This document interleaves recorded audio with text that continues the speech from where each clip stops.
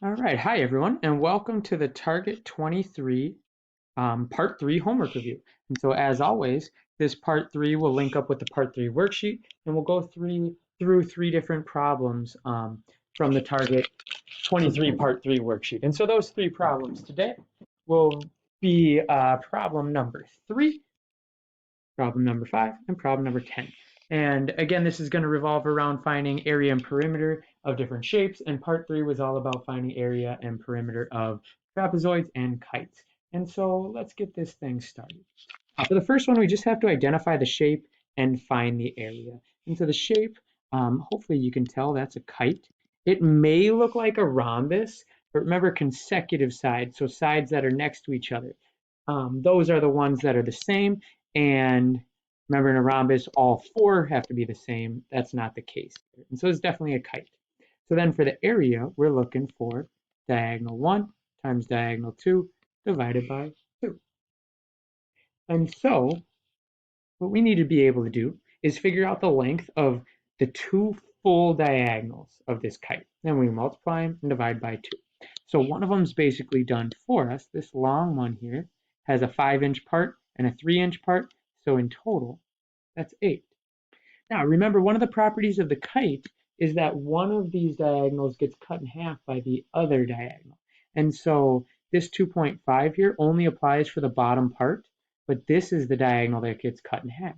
And so this side's 2.5 as well, which makes the full orange diagonal 5.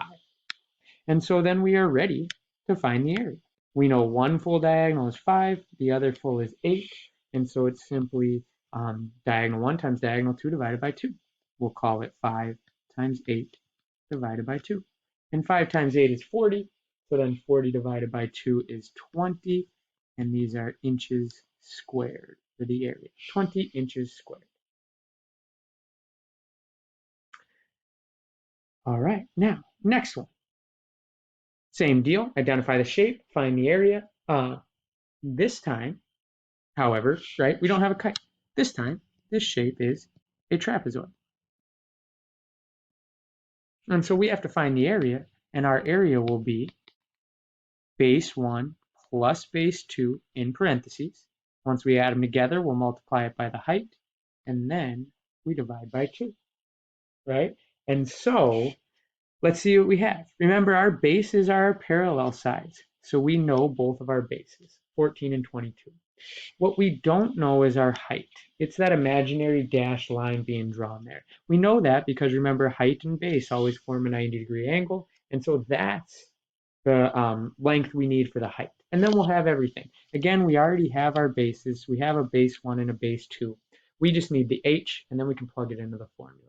Now, it can be a fairly complicated process. Here's why. Right? We're going to have to use this 75 degrees here. And right now, it's not obvious as to how we are going to use the 75 degrees. And so what I want to do, and you've seen us do this before, is see how they've drawn this imaginary dashed line from that top right corner? Well, it's arbitrary. We could also draw it from the top left corner. So if I draw this here, that's the same thing. We can call that h as well. And here, and this is kind of something we went through in our notes, here's what that gets us. Remember, from height to height on top, it's just from top corner to top corner. So from those imaginary lines, it's always 14, right? And so it doesn't matter where that's happening. So down at the bottom, it's 14 as well. Well, that means, so in between those two imaginary lines, that's 14 units, but the entire bottom is 22 in total. So if from here to here is 14, that means there's 8 units left to be covered from that little slit to that little slit. Because this is an isosceles trapezoid, both those are going to be the same. And so if it's 8 total, both those little parts need to be 4 each. And now you can double check. 4 plus 14 is 18, plus 4 is 22, as it should be, but we found out how it was broken apart. And the reason why that was important is because now I can highlight this right here, and that's a little triangle. And we can use sine, cosine, tangent to find our h. And so if I redraw that triangle over here, kind of looks like this. We got 4 on the bottom. We know that's 75 degrees. We know our height makes a 90-degree angle, and then we know that imaginary line is our h. And so if we think of SOHCAHTOA, right, SOHCAHTOA,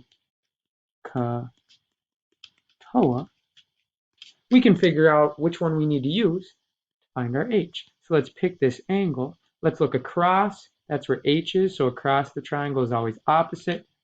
Across from our 90 is always the hypotenuse, which leaves 4 to be our adjacent. Now, hypotenuse is unimportant. There's no numbers there. So we're going to want to work with opposite and adjacent.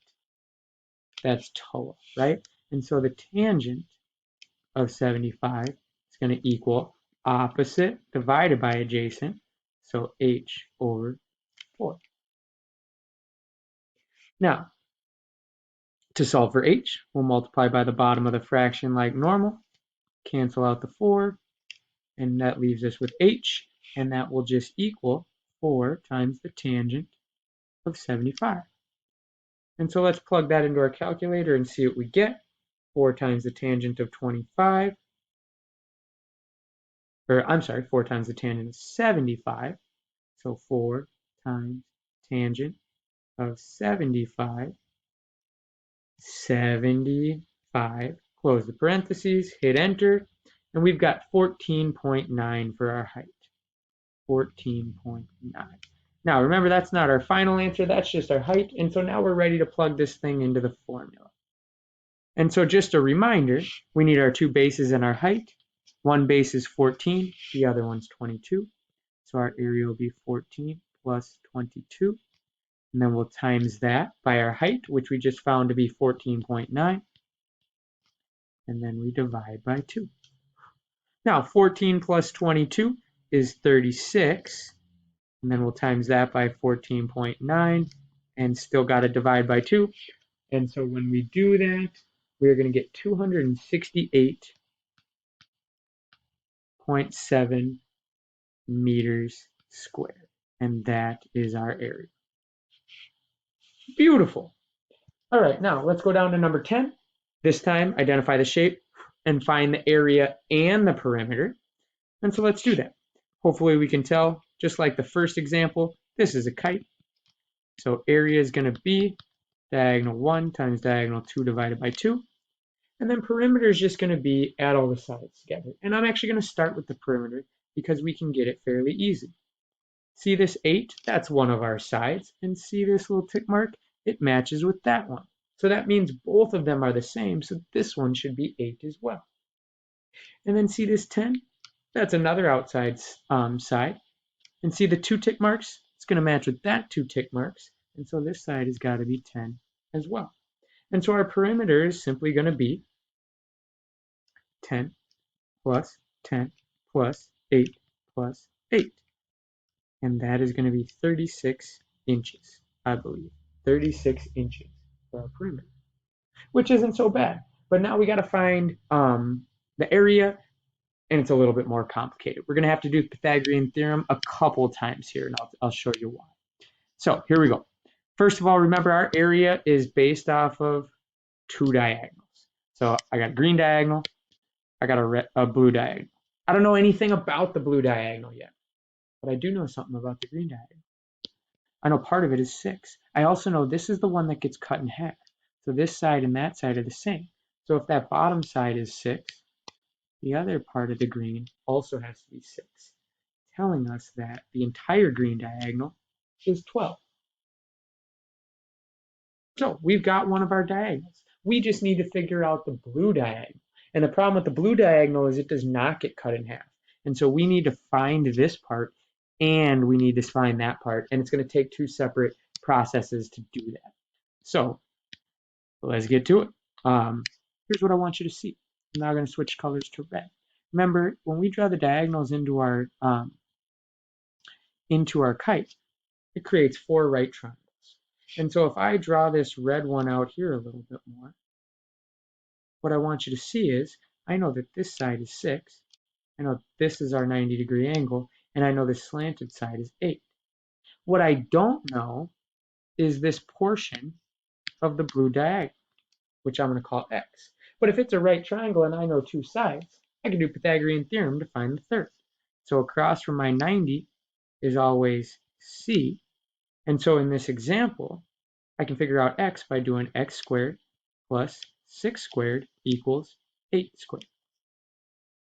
And so x squared plus 36 equals 64. And we'll subtract 36 from both sides. And we get x squared equals 28. And then we'll take the square root. And we get that x equals, what do you call it? 5.3. 5.3. So let's remember that. And let's also clean up this triangle a little bit and write it up here. Get rid of the red. Yeah. And I know that if I add this blue back in, right, blue diagonal, that the top part I just found is 5.3. Now, I have to do that process again, though, because I don't know what this part of the diagonal is. And it's not just cut in half like the other one. But if I highlight this triangle again, right, the bottom one, I now have another right triangle. Try to draw it over here. This time, my 90-degree angle is here. I know that this side's 6. I know that this side's 10. And the side I want, right, which is that side, I can just label as x. And so again, I can do the Pythagorean theorem to figure this out. Cross from the 90 is always what we call c. And so I'm going to do x squared plus 6 squared equals 10 squared. X squared plus 36 equals 100. Subtract 36 from both sides. And I get x squared equals 64. And then I'll square root both sides. And that's nice because x is going to equal 8 exactly. And so I now know that this part of my diagonal is 8. Well, if part of it's 8 and the other part is 5.3, then the whole thing is 13.3. 8 and 5.3 is 13.3, right? And so now I can find my area. Remember, I just need 2 full diagonals. I just figured out that the blue one is 13.3. Previously, I had known that the green one was 12. And so my area will be 13.3 times 12 divided by 2. And 13.3 times 12 divided by 2 comes out to be 79.7 inches squared. And so there's my area. Here's perimeter. And it was a kite. And man, working with kites and trapezoids can be quite the process. But that's it right there. And so as always, if you're struggling, please ask me some questions. Let's log into Google Hangouts and chat for a minute if we can. I'm available by email as well. Just let me know if you need help. Otherwise, keep up the great work. We'll move on to part 4. And man, we're cruising. Keep it up.